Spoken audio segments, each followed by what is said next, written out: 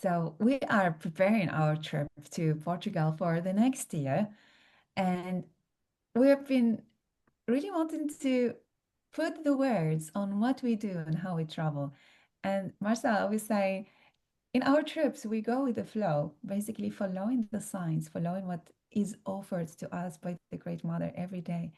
So people might want like plan 1, 2, 3, 4, and we can offer it, but because basically, yes, we do have plans, we have reservations and all of this, but in all of this rigidity that one can have for a trip, there is always a place for water to steep in and for the inspiration, divine inspiration to be received and followed, not only from us, but also from the participants.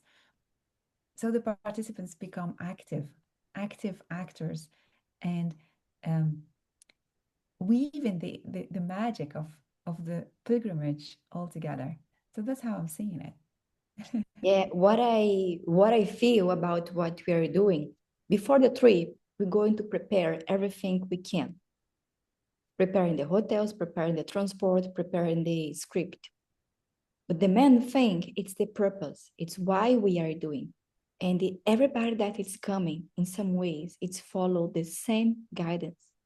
They are looking for to activate something, and Yeah, it's related to the femininity.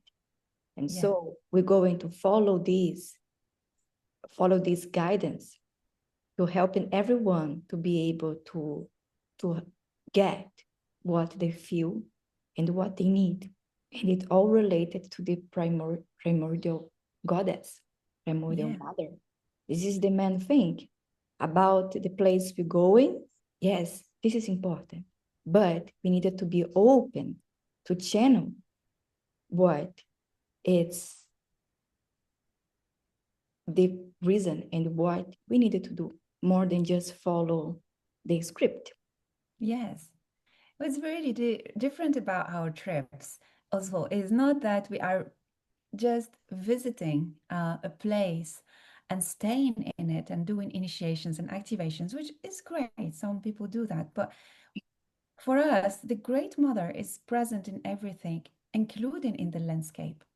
And so with Louisa, well, I love traveling with her because she wrote this book about the double goddess of Portugal and other books. And she's a priestess in her country and introducing the ancient cults of the Great Mother and the Goddess again to the locals and beyond. So this connection of what we separated before, right? Spirituality, physicality, disappears when we talk about the primordial goddess. There is no spiritual and material, right? She is the matter. She is mother matter. So I feel in our trips, we are really bringing that principle again of union. She is everything. She is summer and winter. She is the sun and the moon. She is the sky and the earth. She is us. She is man. She is every single thing. And through the landscape, she teaches us again her primordial values and laws. And so it's an educative pilgrimage. Mhm.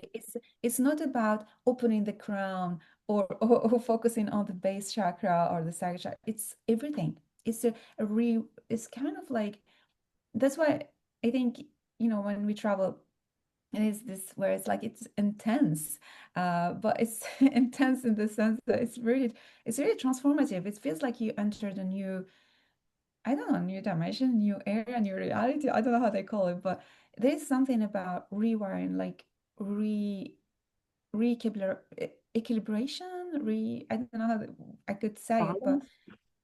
yeah, it's kind of like reinitiate, like you restart from principles and values that are more true to your heart and more true to your essence. And so that you live in harmony with the primordial goddess mother in all her aspects.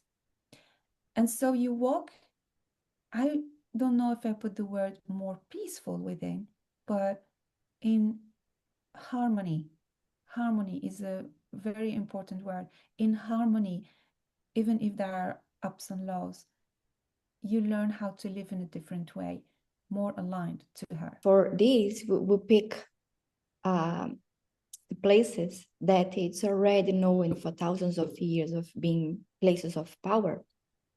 Of course, the goddess, it's in everywhere, Yeah, but there are specific places with a specific energy that it's known by powerful places. It's because in this place, it's like the cosmic and also the earth, it's alignment and things happen there.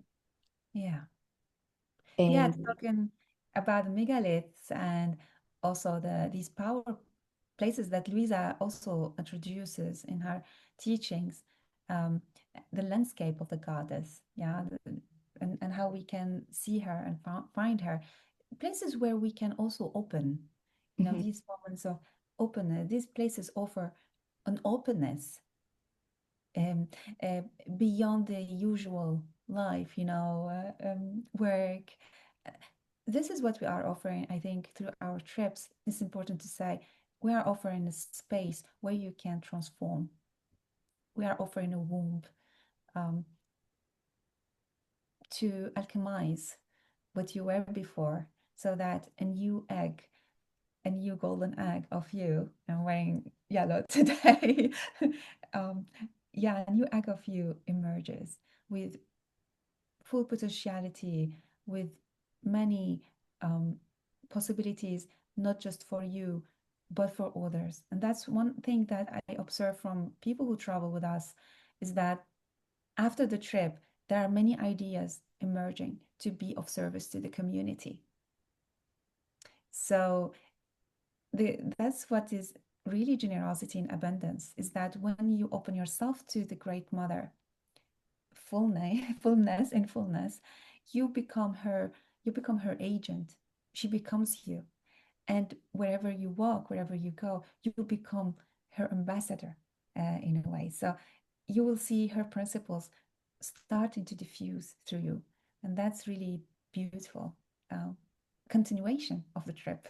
the connection with the group is also very important because Yeah. the goddess also talking to other people to you. And I also believe the power of the group. Mm-hmm.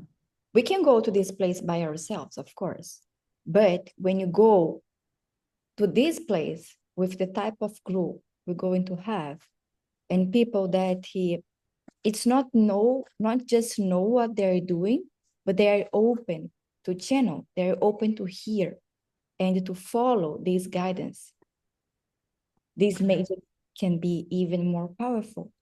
Yes. And it's like in Egypt, for example, we could go to the place by ourselves, but the power of the group as well. And we all learn it a lot with each other. Now we have been doing things together. We all have been Yes, things exactly. together, Yeah, that's so true. followed by Very interesting. followed by the goddess in some ways.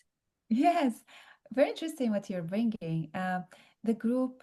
Um, so what is coming about the group as well is, you know, part of the things that we lost through time is the ability to live in a community with all the emotional uh, turmoil and also traumas that everyone carries. And in some trips, it's more difficult than others. Um, so in sometimes we have to go through the trouble to learn more about ourselves and what is really important for us. So having that emotional mastery could be great when we are alone, but it is also um, something to test when we are in a trip with other people. And so, how do we deal with the difficulties? Um, doesn't mean that the trip will be difficult, but it's a space also where we experiment and we test what we are becoming. What is it that we like? What is it that we don't like? What is it that I thought I love and now I don't love? And one thing also I love in the groups we work with, most of them are already practitioners or therapists or are in the field for many years. So, they know how to go through some things and, to receive information and everything. So that makes also the evolution quicker. Mhm. Uh, going through the all these kind of things that can come and, you know, hit us or um, show us what has been hidden within us, we go through that little more I would say quickly, but also with grace. That's the word that I would bring in. So yeah, traveling with groups is kind of brings a really lot of things, um, including the collaborations. And you talked about, you know, the projects that we've been doing. So yeah, I don't know what to say more about this trip other than its openness to everything. Yeah. Be open and just go with the flow. Mm-hmm. And about the group as well, for me, when you travel to these sacred places, to these powerful places, we have been also activating our codes. Yeah, And I also believe in some codes, it's important to have type of people that can also helping us to unlock parts mhm, of us and of these codes as well. And I feel that all the time I do these types of work, I feel that everybody that's coming is not by accident. yeah, Everybody come for a reason, and the group are together for a reason. yeah, I think it's important to do with that specific group. We never really know what it's happened yeah, behind what we can see and what we can feel. yeah. There is so much happen and we cannot see. That's so true. And very interesting because one of the languages of the primordial mother is stories. Yeah, so stories, myths. It, when we travel, when we start, even like now, we are constructing with her, through us, a story and a myth. And we start seeing symbols as well. And the stories of people joining become part of that. Mhm. So I can give a lot of examples, but anyway, you will see the magic because it's not something that it, it's something that is worked. It's as if like you are baking something, but you are working it at the same time. And so that's really magical when you see it. It's you see, yeah, that's what you see the magic behind. Like when you, Huh? as if the great mother um, shows you the kitchen and shows you how she creates things. And that's what happens in these trips. Um, just came back from a trip to Scotland, and so I receive her dreams and I receive guidance about where to go, for example. And we went to this. I had to wake up Sunday morning, and I had to go to this church at 10:15 maximum. And I'm like, let's wait a little bit. The afternoon it will be empty. Sunday people go to the church. And no, it had to be at that day. So I went to the church at that day, and I celebrated with people. So I found so just like praying and singing, and I'm like, okay, I had to be there at that time and do the work and receive the guidance, and talk to people. So many people I spoke to, they showed me their prayers and their diseases because many people go to that church, and I didn't know, of course, to ask for healing for cancer or different things. So sharing that moment with those people at that specific time couldn't happen if I didn't follow that guidance. Um, I've been offered as well, like the prayer from Saint Teresa, and it was really just like magical moment. And what So you say, it's very interesting because we also needed to keep in mind that what we're doing, it's not just for taking on for learning. This is what I learned with you in Egypt. Our mission is also for giving, giving to the yes, earth, to the land, giving to the people around. yes, yes, giving. So our philosophy is that we are carriers of sacred light. We are bridges of light, and those who travel with us are bridges of light. You don't just take from the land. We are out of that. Actually, you live transformation, but it's not just for you. It's for all what you will be emanating.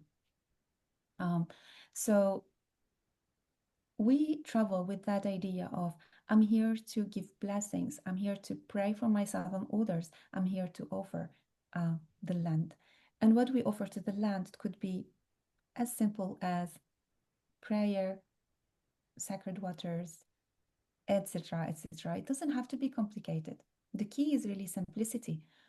You know, sometimes, when I go to some places, I don't have anything to offer. Even the lady, that was selling some things at the church, for example, I wanted to offer. I had euros. Can you imagine? I was in Scotland and not having pounds. I was having euros, and like, that's all. And I'm like, can you take it? Just, and she's like, no, no, no, you will need it. And I'm like, just take my money, And she's like, no, no, no, no, just keep it. Take this and take it. And I was just like, it was beautiful. I ended up having someone else paying for some of the things that I really wanted to pay for, but anyway, offering, receiving, it's as if like the more you want to offer, the more you will receive, basically. This is really one of the principles of the primordial goddess.